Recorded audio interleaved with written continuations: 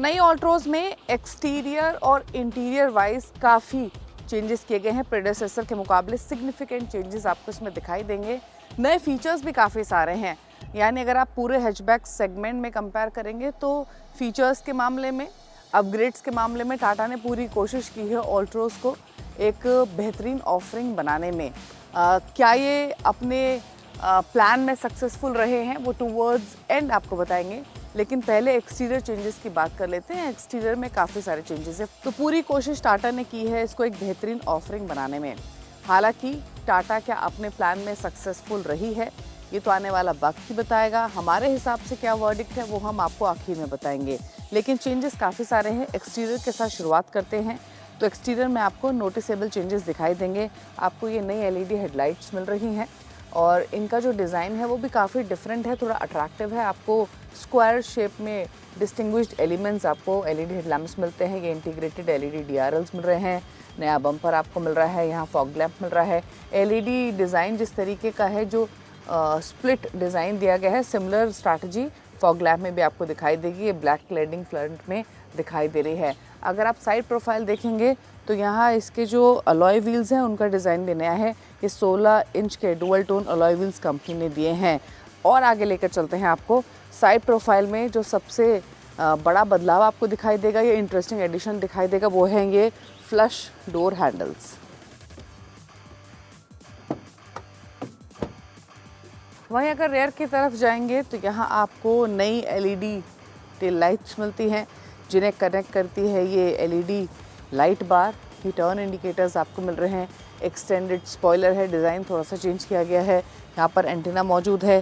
पीछे कैमरा भी आपको यहाँ दिखाई देगा। कैमरे की प्लेसमेंट कंपनी ने यहाँ पर की हुई है। ये कुछ सेंसर्स दिए गए हैं। ब्लैक क्लैडिंग आपको मिलती है और रोज़ की बैचिंग भी मिल रही है। बूट की बात भी कर लेते हैं तो उसमें कोई बदलाव नहीं किया गया है। आपको 345 लीटर का बूट स्पेस मिल रहा है पेट्रोल और डीजल में। आप देख सकते हैं एम्पल स्पेस है हैचबैक सेगमेंट के हिसाब से पहले से ही।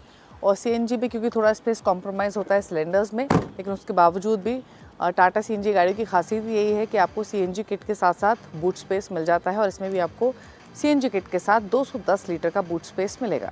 यानी ओवरऑल कह सकते हैं कि नोटिसेबल एक्सटीरियर चेंजेस इसमें किए गए हैं, लेकिन बाहर से ज़्यादा इंटरेस्टिंग चेंजेस आपको गाड़ी के अंदर दिखाई देंगे। चलिए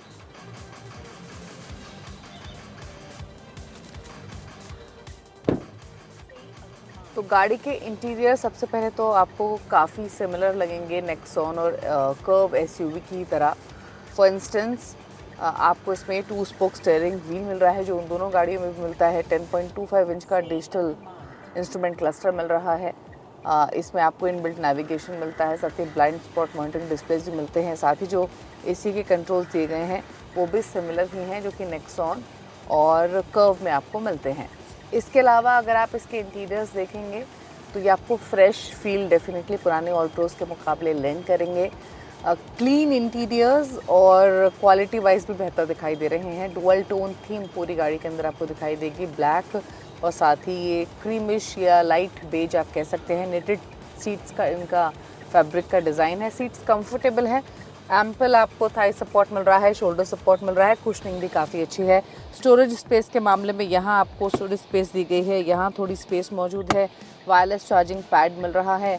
हालांकि जो फीचर्स आपको मिलेंगे गाड़ी में वो डेफिनेटली कौन सा वेरिएंट आप पिक करते हैं उस पर निर्भर करेगा। फॉर इंस्टेंस ये टॉप स्पेक वेरिएंट है, ये डीजल वेरिएंट है, तो इसमें आपको सनरूफ मिल रही है।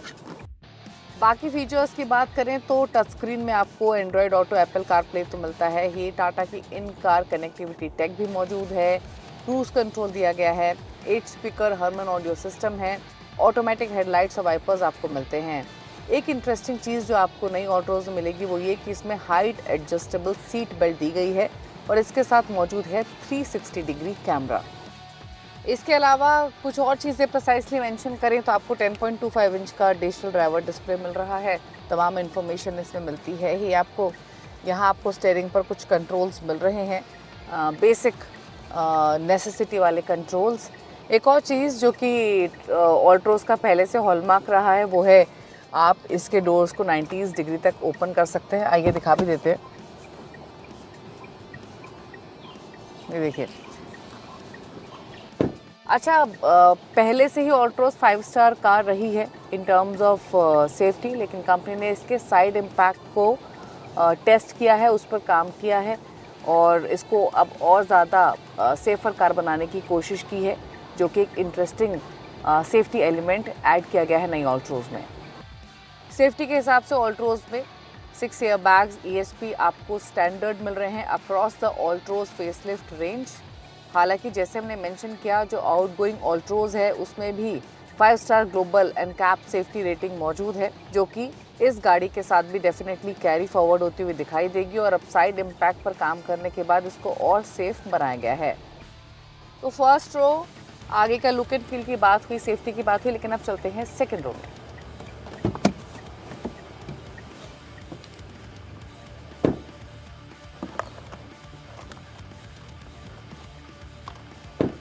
तो आगे की डुअल टोन थीम पीछे भी कैरी फॉरवर्ड डेफिनेटली होते हुए दिखाई दे रही है। स्पेस में कोई बदलाव नहीं है क्योंकि व्हील बेस सेम है, वहाँ कोई चेंजेस नहीं है, बट एक कंफर्टेबल गाड़ी है। अगर आप हैचबैक सेगमेंट के हिसाब से कंपेयर करें तो आपको कंफर्टेबल सीटिंग मिल रही है, एम्पल थाई सपोर्ट मिल रहा है। हाँ, डेफिनेटली टॉलर इंडिविजुअल्स के लिए उस तरीके का थाई सपोर्ट डेफिनेटली नहीं मिलता है, लेकिन कंफर्टेबल गाड़ी है। मतलब ऐसा नहीं है पीछे बैठकर आप अनकंफर्टेबल फील करेंगे। यहाँ आपको टॉप स्पेक वेरिएंट्स में रेयर पैसेंजर्स के लिए AC वेंट्स भी मिलते हैं, C टाइप चार्जिंग पोर्ट भी मिल रहा है, लेकिन यहाँ ये बीच में आर्मरेस्ट भी दिया गया है। सीट बेल्ट के हिसाब से देखेंगे तो 3 पैसेंजर्स के हिसाब से ही यहाँ पर सीट बेल्ट की पोजीशनिंग की गई है। ऑल्दो जो हेडरेस्ट हैं वो आपको 2 सीट्स पर मिलते हैं, बट बहुत ज़्यादा बदलाव नहीं हुए हैं, पहले की ही तरह स्पेस फील आपको मिलेगा, बट कंफर्टेबल सीटिंग डेफिनेटली आपको इसमें मिलती है। अब बात करें पावर ट्रेन की, तो पहले जैसे बताया कि आपको 3 पावर ट्रेन ऑप्शन मिलती हैं, पेट्रोल, डीजल, CNG। पहले की ही तरह आपको यानी प्रेडेसेसर की ही तरह 1.2 लीटर का पेट्रोल इंजन मिलता है, जो कि 88 HP की पावर लैंड करता है। पेयर किया गया है पहले की तरह 5 स्पीड मैनुअल, साथ ही 6 speed dual clutch auto gear box के साथ। नया एडिशन आपको पेट्रोल वेरिएंट में ही मिल रहा है with regards to gear box, क्योंकि अब आपको पेट्रोल वेरिएंट में 5 स्पीड AMT गियर बॉक्स भी मिलता है, जो कि पहले नहीं मौजूद था। इसके अलावा आपको डीजल वेरिएंट में 1.5 लीटर का डीजल इंजन मिल रहा है। ये डीजल इंजन ही है पहले वाला, और इसमें 90 HP की पावर मिलती है। वहीं CNG की बात करें तो CNG वेरिएंट में आपको 74 HP की पावर मिलती है। अगेन पेयरिंग की बात करें तो डीजल और साथ ही CNG दोनों को ही पहले की तरह 5 स्पीड मैनुअल गियर बॉक्स के साथ ही पेयर किया गया है।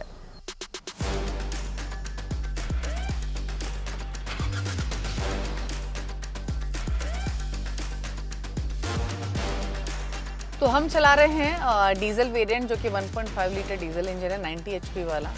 और इसका सबसे पहली बात, इसकी अच्छी बातें बताते हैं जो कि पहले से इसमें मौजूद हैं। इसका क्लच, पहले भी ऑल्ट्रोज में सुपर लाइट क्लच मिलता था और अभी भी इसमें सुपर लाइट क्लच है, जिसकी वजह से ड्राइविंग काफ़ी ईजी हो जाती है। स्टीयरिंग इसका काफ़ी प्रिसाइज है, गियर शिफ्ट्स ईजी हैं। इनफैक्ट सिटी ड्राइविंग के पर्सपेक्टिव से देखें, 30-40 किलोमीटर प्रति घंटे की रफ्तार है, सिटी में आप ड्राइव कर रहे हैं। फॉर इंस्टेंस आप 3rd गियर में हैं, अगर आपकी स्पीड कम भी हो जाती है तो भी जो 3rd गियर है वो इजीली मैनेज कर लेता है। तो यानी बेसिकली बताने का पर्पज़ ये है कि जो इसकी मिड रेंज है वो बेहतर है। और हालांकि स्टार्ट करने के बाद अगर आप इमीडिएटली थ्रॉटल रिस्पॉन्स देते हैं तो थोड़ा सा पिकअप करने में ये टाइम लेती है, but once it is on the road ये काफ़ी अच्छा परफॉर्म करती है। डीजल इंजन होने के बावजूद भी केबिन के अंदर आपको कोई बहुत ज़्यादा साउंड नहीं सुनाई देगी डीजल इंजन की। कंटेन्ड है इसकी साउंड। इनफैक्ट अगर आप हार्ड प्रेस भी करते हैं, हाई एक्सेलरेशन भी इसको देते हैं, तो भी आपको कोई बहुत ज़्यादा नॉइज़ केबिन में सुनाई नहीं देगी। वेल इंसुलेटेड केबिन आपको इसमें मिलता है। हाई स्पीड्स पर भी इसकी परफॉर्मेंस अच्छी है, काफ़ी कंपोज्ड है, इसका सस्पेंशन काफ़ी मैच्योर है। इनफैक्ट हाईवेज पर अगर आप इसको हायर स्पीड्स पर ड्राइव करेंगे तो आपको इस पर कॉन्फिडेंट फील होगा, ऐसा फील ही नहीं होगा कि आप कोई हैचबैक चला रहे हैं। उस तरीके का इसका ड्राइविंग बिहेवियर है। फ्यूल एफिशिएंसी आपको अच्छी मिलती है। ऑल्ट्रोजन पर चाहे आप सिटी में ड्राइव करें या फिर हाईवेज पर ड्राइव करें, 0 to 100 kilometre per hour 12.8 seconds में हासिल कर लेती है। तो हाईवेज पर भी काफ़ी कंपोज्ड, काफ़ी मैच्योर बिहेवियर ऑल्ट्रोज का है। फाइनल वर्डिक्ट की बात करें तो इसमें कोई दो राय नहीं, ऑल्ट्रोज एक वेल सॉर्टेड हैचबैक है। सॉलिड बिल्ड है, नाइस केबिन है, सेफ्टी है, लॉट ऑफ स्पेस है और लवली साउंड सिस्टम है। यानी ओवरऑल ये कैपेबल कार है। और नए एलिमेंट्स जो कंपनी ने इसमें ऐड किए हैं उसके लिए आप सिर्फ 24-25 हज़ार ही ज़्यादा चुका रहे हैं। और इस प्राइस अप्रिसिएशन के साथ जो एडिशंस की गई हैं वो कमेंडेबल है। तो फाइनली डेफिनेटली इसमें कोई दो राय नहीं अगर ये कहा जाए कि अब नए एडिशंस के साथ, नए अपग्रेड्स के साथ ऑल्ट्रोज एक डिजायरेबल कार अपने सेगमेंट में बन गई है। तो नई ऑल्ट्रोज पहले के मुकाबले ज्यादा शार्प, ज्यादा स्टाइलिश तो हो ही गई है। नई टेक फीचर्स भी आपको इसमें मिलते हैं, लेकिन सवाल ये है कि क्या Hyundai i20 या मारुति सुजुकी बलिनो को टक्कर दे पाएगी? ये तो आने वाले सेल्स नंबर्स ही रिफ्लेक्ट करेंगे। वक्त हो गया एक ब्रेक का। ब्रेक के उस पर आपको दिखाएंगे सुजुकी का नया इलेक्ट्रिक स्कूटर, लेकर चलेंगे उसकी टेस्ट राइड पर एक ब्रेक के बाद।